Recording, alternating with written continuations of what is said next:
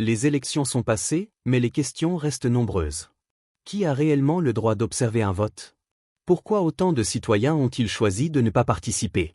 Et surtout, que signifient les enlèvements récents de proches d'opposants politiques en République centrafricaine? Dans cette vidéo, nous revenons factuellement sur le processus électoral, le rôle légal des observateurs, la réalité de l'abstention et les inquiétudes liées au climat post-électoral. Like la vidéo et abonne-toi pour ne rien manquer des analyses politiques sans filtre. Madame, vous savez, je vais vous dire quelque chose. Quand on veut être observateur dans un bureau de vote, il y a une démarche qui est faite auprès de l'administration du territoire. D'accord? On est dans un pays de droit. Les lois existent. Oui. Les lois existent. Moi, aujourd'hui, Junior Mecheba ou mon compatriote Rémi Alazoula, on ne va pas se lever comme ça et décider que, bon, aujourd'hui, je vais me placer dans un bureau de vote. On va vous mettre dehors.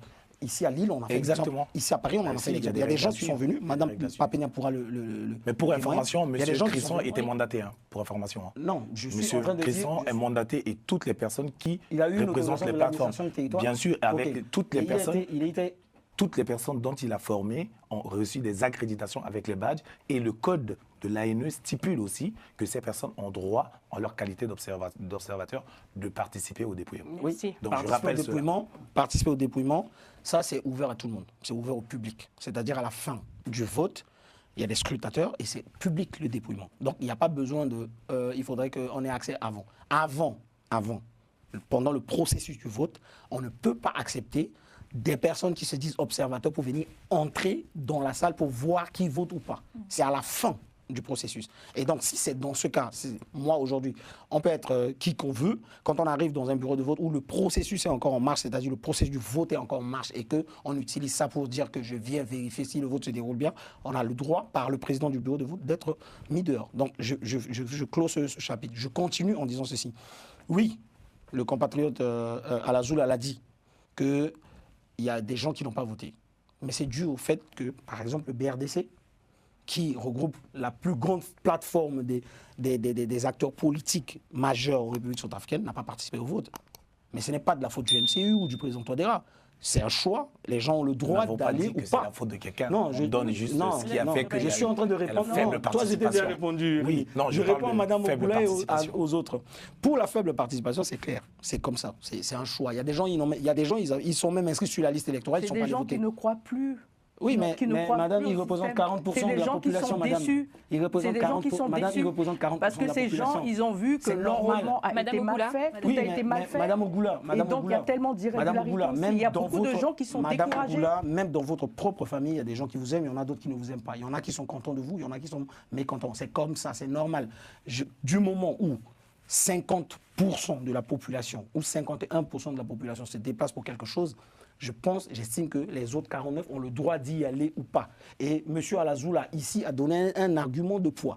Il y a le BRDC qui n'a pas participé aux élections, le MMPC n'a pas participé aux élections, le RDC n'a pas participé aux élections, PNUD n'a pas participé, FPP n'a pas participé. Madame, vous venez d'arriver, vous avez 2 ans.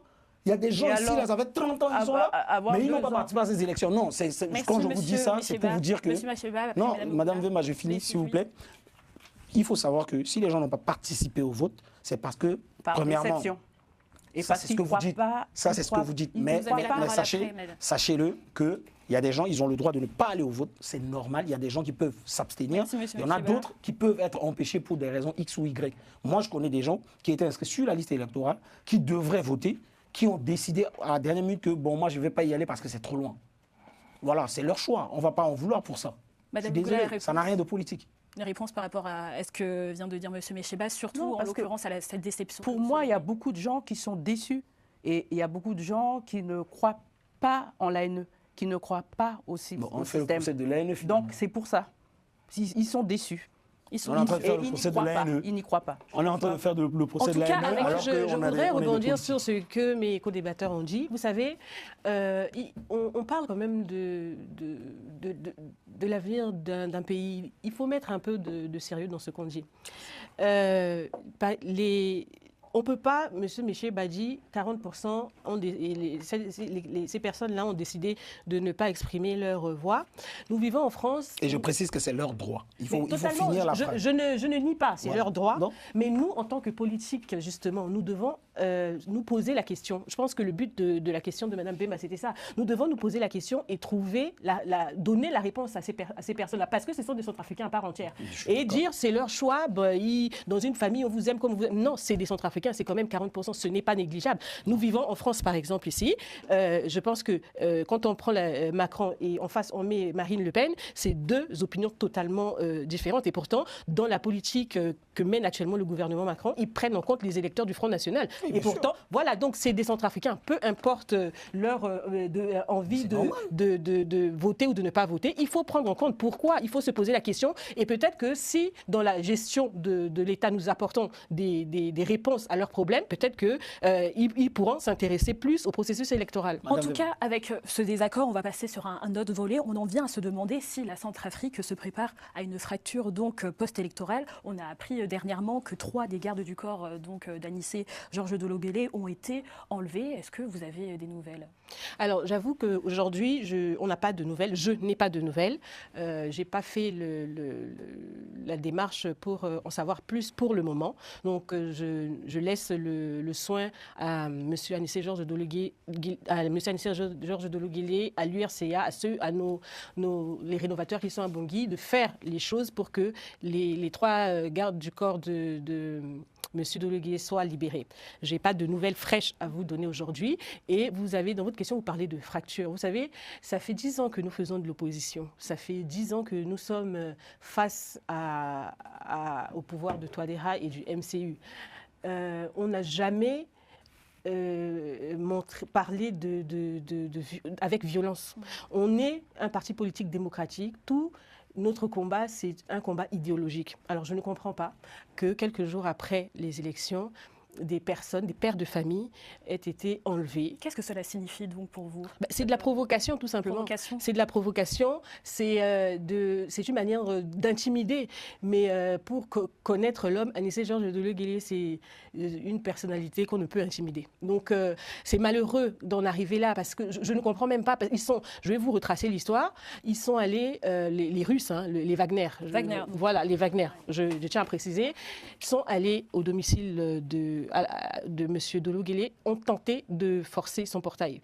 Et pour éviter une altercation ou des échanges de tirs, les 3 personnes qui ont été enlevées ont pris la décision de sortir, en gros de se livrer pour éviter justement que la pression, la tension, la violence se mêlent pour protéger le président. Vous voyez, je ne comprends pas. Les résultats ont été proclamés.